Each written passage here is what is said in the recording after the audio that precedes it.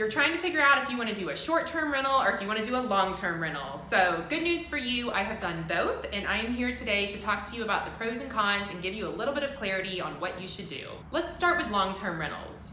The pros of long-term rentals is that you have somebody else in the home paying for your utilities, and you're not going to hear from them for months on end, hopefully. And you might have a tenant for 1, 3, 5, 7 or more years. So that's pretty easy. There's not a lot of hands-on activity or time for you to have to spend on that. You just get the checks in every month. Another pro on long-term rental, I really don't have any other pros actually. That's it. That's the pro. Okay. All right, so the con on long-term rental would be that you are having to evict a person if they do not pay.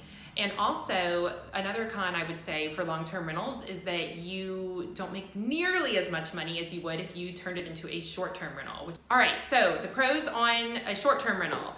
It is a great way to make about 3 times on average the income every month that you would on a long-term rental. There's a lot of cons that come with a short-term rental though. It is a lot of work.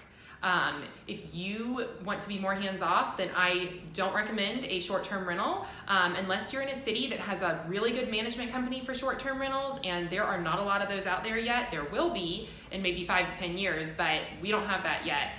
When it comes to short-term rentals, you have to furnish the place, you have to pay for the utilities, you have to make sure that people are booking your home, you have to adjust the prices all the time, you have to stay on top of the cleaning fees and stay on top of all of the supplies, because remember, you have to buy dish soap for the people to get started and little starter coffees, starter shampoos, all that jazz. So there's a lot to manage. A big pro for the short-term rental would be that you can make a lot of money. And if you have the energy and you're excited about it and you want to manage it like I do, then I highly recommend going down the short-term rental route. It is possible that legislation will come in and the hotel lobbyists out there in Washington that one day they will go away.